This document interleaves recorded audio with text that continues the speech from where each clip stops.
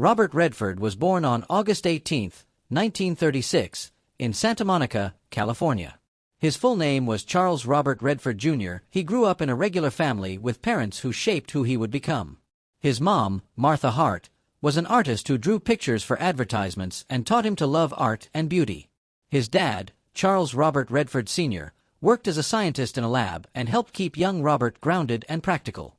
Growing up in Southern California meant Robert got to see the exciting culture of the area and the magic of nearby Hollywood, which planted the first ideas in his mind about becoming an actor and filmmaker. School and his early years were really important for Robert. He went to Van Nuys High School, where he got really interested in acting and performing. He joined school plays and tried out different ways to express his creativity. After graduating high school, he went to the University of Colorado to study building design, showing he was curious about many different things. But his love for acting and the arts was too strong to ignore. He left architecture behind and decided to become an actor instead. He went to study at the American Academy of Dramatic Arts in New York City, a famous school that gave him great training. There, he met teachers who saw how talented he was and knew he could become a star. Robert's acting career started in the late 1950s and early 1960s with small parts on TV shows and in movies. But it was in the late 1960s and 1970s that he became a true Hollywood superstar. His big break came in the movie Butch Cassidy and the Sundance Kid in 1969, where he acted alongside Paul Newman. The movie captured everyone's attention and made Robert famous as a charming leading man who was both tough and classy. His role as the Sundance Kid wasn't just loved by critics but also changed American culture, showing a new type of hero who was rebellious, thoughtful, and magnetic all at once. He went on to star in other great films like The Sting in 1973, All the President's Men in 1976, and Out of Africa in 1985. These movies proved he could play all kinds of complicated characters in different types of films, from action movies to dramas to love stories to political thrillers. Robert Redford isn't just known for acting, he's also famous for being an amazing filmmaker and supporter of independent movies. In 1980, he started the Sundance Institute, a non-profit organization that helps independent filmmakers and discovers new talent. This led to the creation of the Sundance Film Festival, which became the #1 place in the world for independent films. The festival has helped launch the careers of thousands of directors, actors, and writers. Robert's dedication to creative freedom and new ways of storytelling changed American cinema forever, making sure that new voices could challenge the usual stories and share unique ideas with audiences. Besides his work with Sundance, Robert directed and produced many praised films, including Ordinary People in 1980, which won the Academy Award for Best Picture and got him nominated for Best Director. This proved he was an artist who could create great stories and shape the entire film industry. In the mid-1980s, Robert Redford kept building his reputation as one of Hollywood's most talented and interesting actors. During this time, he starred in important films like The Natural in 1984, a sports movie that showed Robert's ability to be both charming and emotionally deep as he played Roy Hobbs, a baseball player who had talent, sensitivity, and an almost legendary quality that audiences loved. Around the same time, he was in Out of Africa in 1985, a big romantic movie based on Karen Blixen's memoir, which showed Robert could play complex characters in beautiful, sweeping stories. Besides his acting, Robert also started spending more time directing movies. This was clear with the Milagro Beanfield War in 1988, a film he directed based on John Nichols's book, which let him combine his artistic style with socially important storytelling. In this movie, Robert told a story about community, corruption, and cultural identity, proving his talents went way beyond acting into a thoughtful directorial style. In 1992, Robert strengthened his reputation as a skilled director with A River Runs Through It, a critically loved family drama about family connections, personal loss, and the quiet beauty of nature, starring Brad Pitt and Craig Sheffer.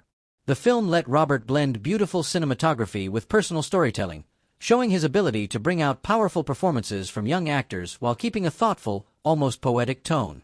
His directing was widely praised for being sensitive and artistic, reinforcing Robert's status not only as a screen icon but also as a filmmaker who could create deeply touching movie experiences. 2 years later, in 1994, Robert directed Quiz Show, a project that showed his strong interest in American history and moral questions. The film looked at the 1950s quiz show scandals where popular TV programs were rigged to get better ratings. It offered a sharp critique of media ethics, corporate power, and the breakdown of public trust. By taking on such a controversial and intellectually challenging topic, Robert showed his willingness to tackle complex social issues through movies while also demonstrating his skill in balancing dramatic tension, character development, and historical accuracy. Robert continued to work as both an actor and director throughout the late 1990s. In 1998, he both starred in and directed The Horse Whisperer, a film that combined a deeply emotional story with breathtaking shots of the American West. The story focused on healing, both for people and horses, and let Robert explore themes of trauma, recovery, and how nature can help people heal.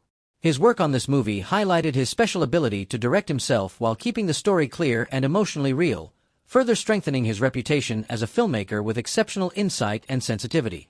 In the 2000s, Robert stayed active both in front of and behind the camera.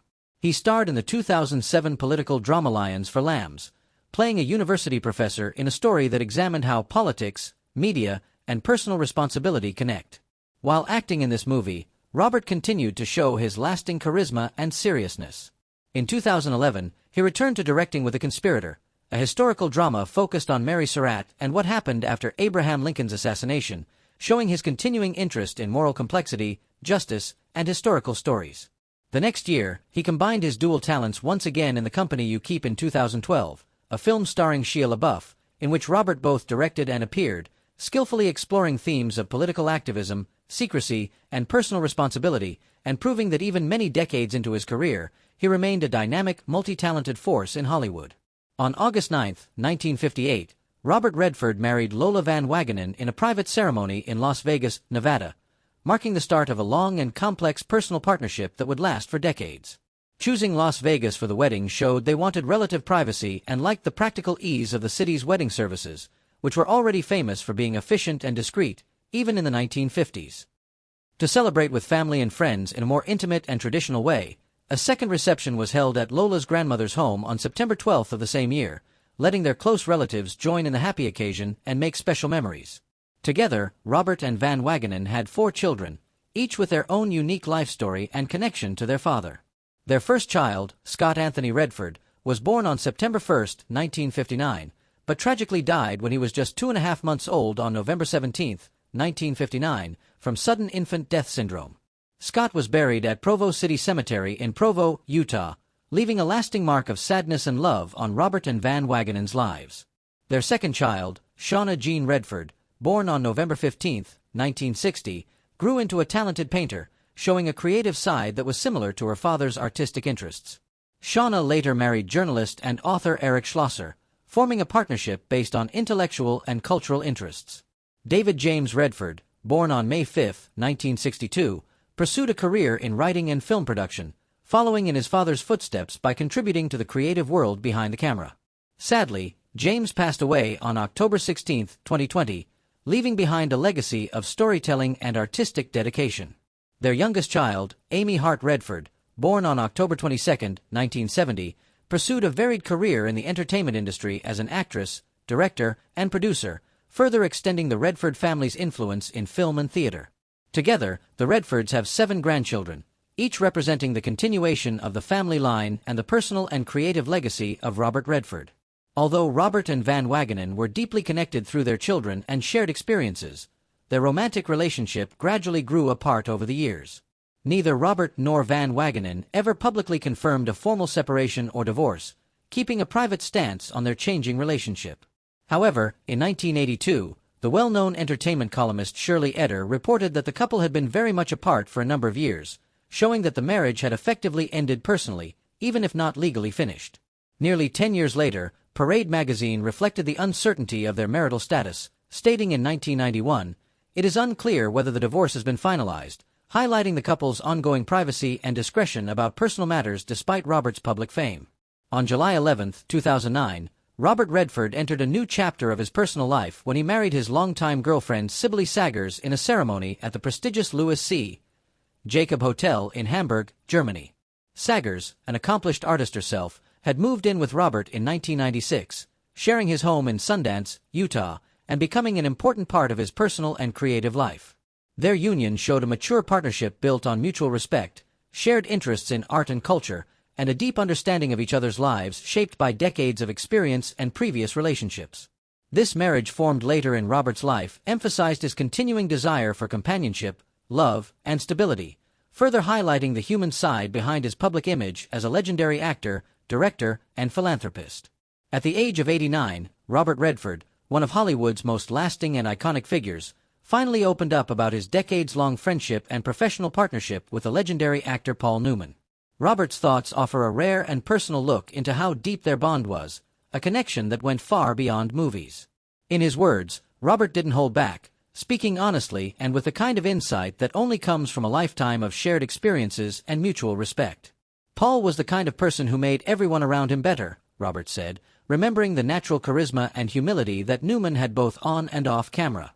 He described how even when Newman was super famous, he never let success change his sense of humanity or generosity. Robert's words show not just admiration but a deep personal love that speaks to the rare kind of friendship created in the pressure of Hollywood and the collaborative world of filmmaking. Robert also thought about the unique way their professional collaborations worked. "We had this unspoken understanding on set," he explained, describing how their mutual respect let them push each other creatively while keeping a fun friendship that made long shooting days feel easy. He remembered the countless hours they spent talking about character motivations, making up scenes on the spot, and challenging each other to give better performances, not for awards, but for the love of acting itself. These memories show the deep artistic connection that made their collaborations not only commercially successful but also critically loved. Beyond work, Robert spoke about the personal impact Newman had on his life. "He was more than a friend. He was like a brother," he revealed, touching on the personal support, advice, and quiet encouragement that defined their decades-long relationship. Robert's words suggest that their bond was a rare mixture of companionship, mentorship, and mutual understanding, the kind of friendship that goes beyond regular social connections and leaves a lasting mark on someone's life. Finally, Robert expressed a sense of gratitude and nostalgia, emphasizing how Newman's influence went far beyond their own lives and careers. "Paul taught me that success is measured by kindness, integrity, and the impact you have on people," Robert said, stressing how Newman's legacy is not only about movies but deeply human.